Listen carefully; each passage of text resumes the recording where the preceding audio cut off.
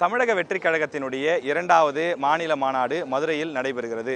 இந்த மாநாடு மாலையில் நடைபெற்றாலும் கூட அதிகாலையிலிருந்தே ஏராளமான தொண்டர்கள் வந்து குவிந்திருக்கிறார்கள். மாநாடு நடைபெறக்கூடிய இடத்தில் தமிழக வெற்றி கழகம் சார்பில் உணவு ஏதும் வழங்கப்படவில்லை. சிற்றுண்டி மட்டுமே வழங்கப்படுகிறது.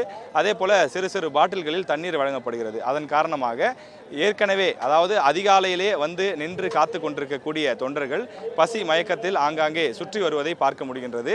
அந்த மாநாட்டு திடலை சுற்றிலும் வெளியில் ஏராளமான கடைகள் போடப்பட்டிருக்கிறது.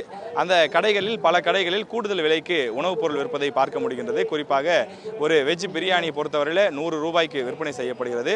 தயிர் சாதம் அதே போல தக்காளி சாதம் போன்றவை 70 முதல் 80 ரூபாய்க்கு விற்பனை செய்யப்படுகிறது. பழங்கள் ஒரு சிறிய கப்பில் போட்டு 30 முதல் 50 ரூபாய் வரை விற்பனை செய்கிறார்கள்.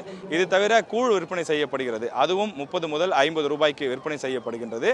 இங்கு விற்பனை செய்யக்கூடிய பல பொருட்கள், அந்த உணவுப் பொருட்கள் கூடுதல் விலைக்கு தான் விற்பனை செய்யப்படுகிறது. அதே போல அந்த குவாண்டிட்டி என்று சொல்லக்கூடிய அந்த அளவும் கூட குறைவான அளவிலேயே இருப்பதை பார்க்க முடிகின்றது. அதே போல விலையும் சற்று கூடுதலாக இருக்கக்கூடிய காரணத்தினால் தொண்டர்கள் அவதிக்குள்ளாகக்கூடிய சூழ்நிலை ஏற்பட்டிருக்கிறது.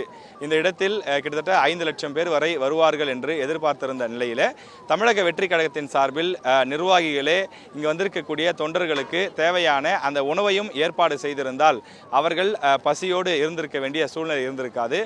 மாநாடு மாலையில் தான் நடைபெற இருக்கின்றது. ஆனால் காலையிலேயே வந்திருக்கக்கூடியவர்கள் பல மணி நேரமாக பசியோடு காத்திருக்க வேண்டிய சூழல் ஏற்பட்டிருக்கிறது. அவர்களுடைய அந்த சூழ்நிலையை பயன்படுத்தி ஒரு சில வியாபாரிகள் கூடுதல் விலைக்கு இந்த உணவுப் பொருட்களை விற்பனை செய்வதையும் பார்க்க முடிகின்றது. இந்த பகுதியை பொறுத்தவரையிலே, அதாவது மாநாடு நடைபெறக்கூடிய இந்த பகுதியை பொறுத்தவரையிலே கடுமையான வெப்பம் வாட்டி வதைத்து வருகின்றது. அதன் காரணமாக தண்ணீர், வெள்ளரிக்காய், இளநீர், குளுக்கோஸ், அதே போன்ற பலவிதமான பழங்கள், தயிர் சாதம், இது போன்ற குளிர்ச்சியான பொருட்கள் அதிகமான அளவில் விற்பனை செய்யப்படுகின்றது. எனவே இந்த விலைப்பட்டியலும் கூடுதலாக இருக்கின்றது.